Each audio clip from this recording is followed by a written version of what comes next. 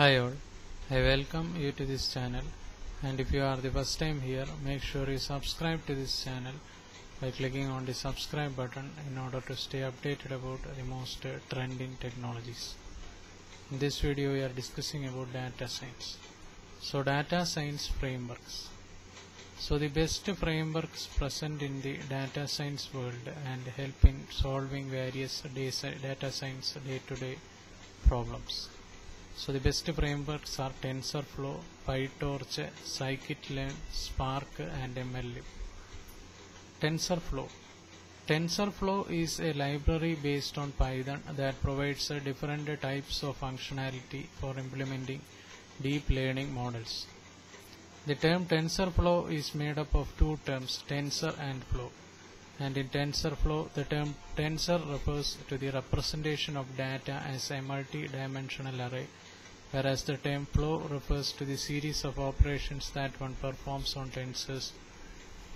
And basically the overall process of writing a TensorFlow program involves two steps: building a computational graph and running a computational graph. Then Scikit-learn. Scikit-learn is a library used to perform machine learning in Python. Scikit-learn is an open source library that is licensed under BSD and is reusable in various contexts, encouraging academic and commercial use. And it provides a range of supervised and unsupervised learning algorithms in Python, and it consists of popular algorithms and libraries. And apart from that, it also contains the packages like NumPy. So NumPy is a Python package that stands for Numerical Python, and it is the core library for scientific computing, which contains a powerful n-dimensional array object. Matplotlib.pyplot is a plotting library used for 2D graphics in Python programming language, and it can be used in Python scripts, shell and web application servers. SciPy. SciPy is an open source Python library used to solve scientific and mathematical problems, and it is built on the NumPy extension and helps in data manipulation and visualization. PyTorch. PyTorch is a Python based scientific computing package targeted at two sets of audience. First, a replacement for NumPy to make use of the power of GPUs, and then deep learning research platform that provides maximum flexibility and speed.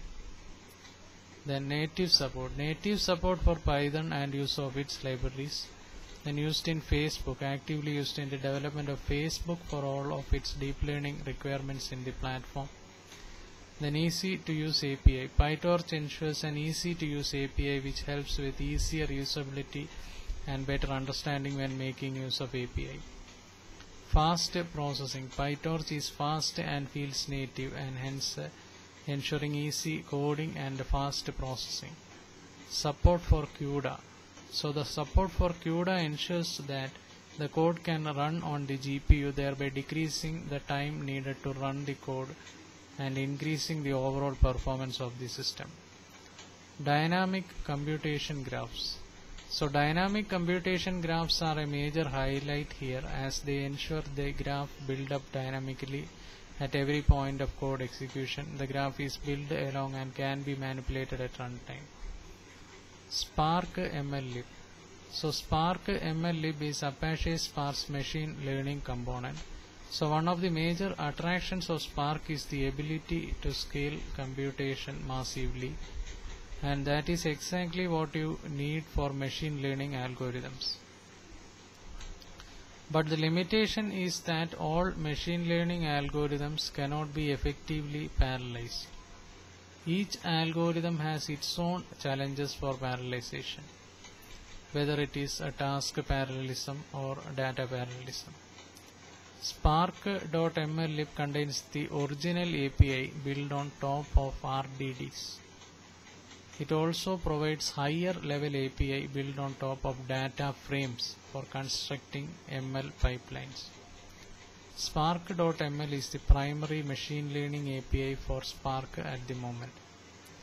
So Spark MLlib tools. ML algorithms form the core of MLlib. Then pipelines provide tools for constructing, evaluating and tuning ML pipelines.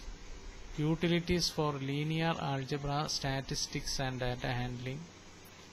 Featureization. It includes feature extraction, transformation, dimensionality reduction and selection. Persistence. Persistence helps in saving and loading algorithms, models and pipelines. So MLlib algorithms are basic statistics, regression, classification, clustering, recommendation system, dimensionality reduction, feature extraction and optimization. So this was a brief discussion on data science, and we will be discussing more on data science and machine learning in the upcoming videos. And if you are the first time here, subscribe to the channel by clicking the subscribe button to see the latest technology videos. Thank you for watching this video. Bye for now.